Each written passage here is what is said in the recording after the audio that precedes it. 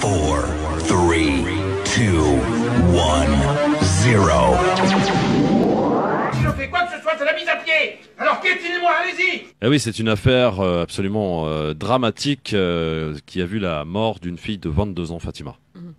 Alors vous connaissez tous le serment d'Hippocrate, du nom de ce médecin grec sous l'Antiquité, serment qui peut être considéré comme le texte fondateur de la déontologie médicale en Occident. Alors je cite un extrait de la version moderne de ce serment. En tant que médecin, je veillerai au respect absolu de la vie humaine. Je ne permettrai pas que des considérations d'âge, de maladie ou d'infirmité, de croyances d'origine ethnique, de genre, de nationalité, d'affiliation politique, de race, d'orientation sexuelle, de statut social ou tout autre facteur s'interposent entre mon devoir et mon patient. Donc dans ce serment, on voit que les médecins sont censés, enfin c'est un serment que les médecins prononcent avant d'exercer. Ils sont censés, et c'est la base de leur déontologie, ne pas discriminer leurs patients en fonction notamment de leur origine ethnique. Par ailleurs, vous le savez, le système de santé français est essentiellement un service public dont les fondements sont totalement égalitaires. Ils sont nés après la Seconde Guerre mondiale et c'était ce qu'on appelait à l'époque l'État-providence. Les hôpitaux, par exemple, ont l'obligation de prendre en charge toutes les personnes vivant en France qui ont besoin d'être soignées. C'est une obligation légale.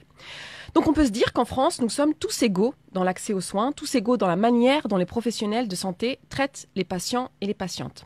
Et on se dit qu'il ne peut pas y avoir de discrimination en matière de santé. Éventuellement, il peut y avoir des discriminations dans l'accès au travail, dans l'accès au logement, à l'entrée des boîtes de nuit, etc. Mais pas dans le domaine de la santé, parce que la santé, c'est sacré, donc on ne discrimine pas. Et c'est là, donc, que la société française est confrontée, depuis quelques jours, à un enregistrement donc, qui date d'il y a 6 mois, enregistrement où l'on entend une jeune femme agoniser et 2 opératrices du SAMU lui refuser de la prendre en charge. Quelques heures après ce refus de prise en charge par ces opératrices, donc, Naomi Musenga décède le 29 décembre 2017. Que s'est-il passé ce 29 décembre 2017 ? Comment expliquer cette non-prise en charge par les opératrices du SAMU ? Alors depuis mardi, les médias mainstream tentent une explication. Ils donnent la parole à des personnes ayant eu des déboires avec le SAMU. Par exemple, dans un article de Ouest France. Et alors, qui témoigne dans cet article ? 3 personnes. Thierry, Alexandre et Isabelle. Donc, ok, on est tous concernés.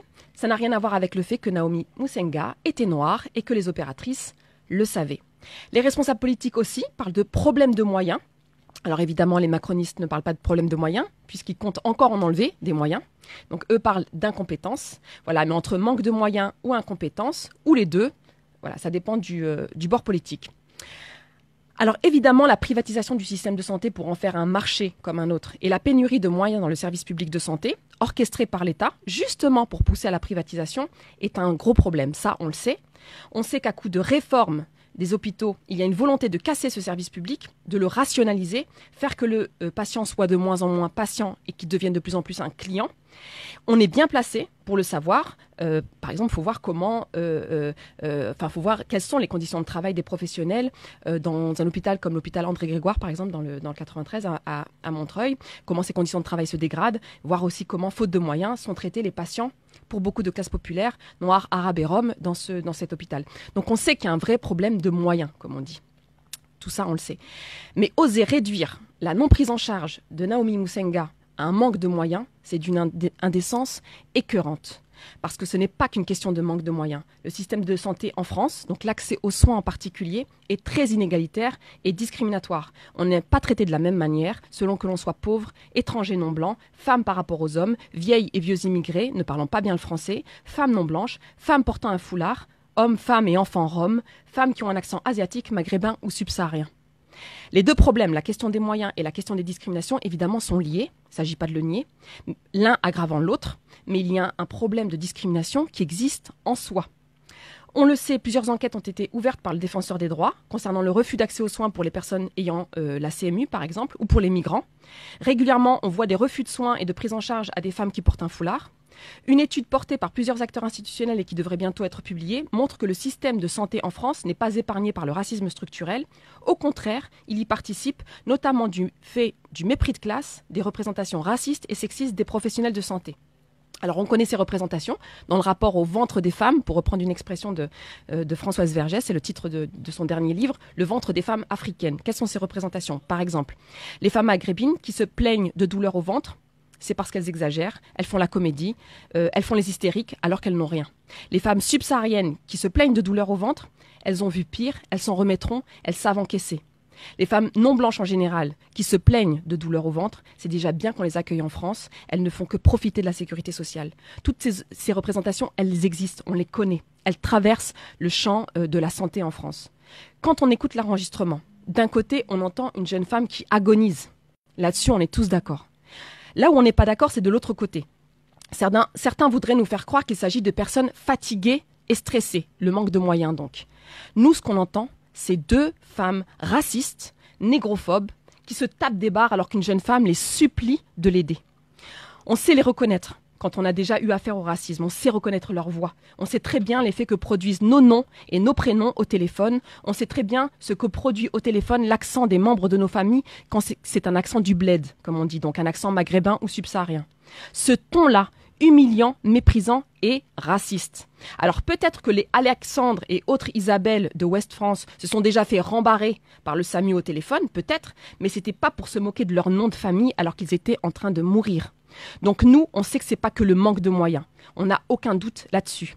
On sait faire la distinction entre une voix fatiguée et stressée par le manque de moyens et une voix violemment raciste et négrophobe d'une personne qui profite d'un rapport de pouvoir pour humilier et faire du mal, car il s'agit de cela. Les 2 opératrices ont profité du rapport de pouvoir qu'elles avaient vis-à-vis de Naomi Musenga, pouvoir immense, puisque c'est le pouvoir de la sauver ou de la laisser mourir. Elles ont profité de ce rapport de pouvoir pour l'humilier et lui faire du mal. Honte aux responsables politiques qui sont dans le déni face à une situation aussi indigne, aussi clairement raciste. Aujourd'hui, la famille a saisi le procureur. Une enquête est en cours. Une des opératrices du SAMU a été suspendue de ses fonctions en attendant l'enquête. Personnellement, j'espère que les 2 opératrices seront jugées pour discrimination, non-assistance à personne en danger. Après, je ne suis pas avocate, mais selon les résultats de l'enquête concernant les circonstances exactes de la mort de Naomi Musenga, éventuellement, elles seront jugées éventuellement aussi, j'espère, pour homicide involontaire, en tout cas pour la 2e opératrice. Naomi Musenga, paix à son âme, que Dieu veille sur sa petite de 2 ans, donc que Naomi laisse derrière elle, soutien total à la famille. Un comité de soutien est en train de se constituer pour réclamer donc justice pour Naomi. Des rassemblements vont avoir lieu, notamment à Strasbourg. Alors je donne la date, le 16 mai à 17h30, place Kléber, donc 16 mai à 17h30, place Kléber. On attend la date prochaine pour un rassemblement à Paris. Voilà, faudra y aller. Merci Fatima. Anissa, peut-être réaction, parce que toi tu avais prévu aussi de faire un avis tranché là-dessus. Oui, c'est vrai, j'avais prévu un avis tranché là-dessus et en réalité, je pense que Fatima apporte les réponses aux questions que j'allais poser dans cet avis-là. C'est-à-dire qu'en effet, bon, la question des moyens, enfin du manque de moyens me paraissait évidente. Là-dessus, il n'y a pas contestation possible. Restait la question du racisme, en fait, parce que c'est vrai que moi-même, j'ai pris soin de regarder, en effet, d'examiner un peu les cas qui sont posés de défaut de prise en charge par le SAMU d'appels de ce type. Et j'ai été assez étonnée de voir que ça ne ciblait pas... C'est difficile d'ailleurs au téléphone de savoir quand on a peut-être Musenga, ça a été un nom à consonance. Elles en ont ri. On les entend rire là-dessus. Oui, tout à fait. Mais voilà, sur d'autres noms, par exemple comme le mien, je me suis posé la question pour moi. C'est Rigui. C'est vrai que je sais pas trop. On me dit souvent, ça fait pas. Voilà, ça passe. Voilà, ça passe exactement. En tout cas, on est étonné de me voir après avoir annoncé mon nom. Mais c'est vrai que voilà, je me suis posé la question de racisme et en t'écoutant et en écoutant en effet ce que tu dis sur les ventes des femmes africaines, sur ce que tu dis un peu du syndrome méditerranéen, parce que j'ai découvert aussi ce terme-là en faisant les recherches. Et bien, t'apportes finalement les réponses aux questions que je me posais. Donc voilà, je souscris totalement à ce qui a été dit par Fatima. Alors Tarek Mami, tiens, est-ce que vous allez avoir une position un petit peu différente? Est-ce que le racisme est avéré dans cette affaire selon vous? Moi, ce qui m'intéresse dans la vie de Fatima, c'est qu'on chasse un autre racisme qui existe en France, celui qui fait considérer tous les franco-maghrébins comme racistes vis-à-vis des Noirs. Et le fait que dans cette radio qui s'appelle France Maghreb 2, on le fait timidement, pour dire la vérité, mais qu'on commence à se préoccuper des problèmes du racisme et des discriminations avec S, sans nécessairement se concentrer sur les discriminations anti-franco-maghrébines, Pour moi, c'est déjà plus qu'une avancée. Je reproche à notre radio, je l'ai dit en son temps, quand il y a eu des événements contre la communauté chinoise, ici, à Paris, avec des agressions par la communauté franco-maghrébine, nous n'avons pas eu la vigilance de dire est une agression. Et donc, je remercie Fatima pour introduire dans cet esprit de dire nous sommes contre toutes les discriminations et nous ne sommes pas nous-mêmes racistes pour ne défendre que les nôtres. Je dirais pas pour aller jusqu'au bout de ma réflexion comme le font d'autres communautés, mais ici, quand on parle de discrimination, c'est avec un grand S et merci Fatima pour ça. Damien, est-ce que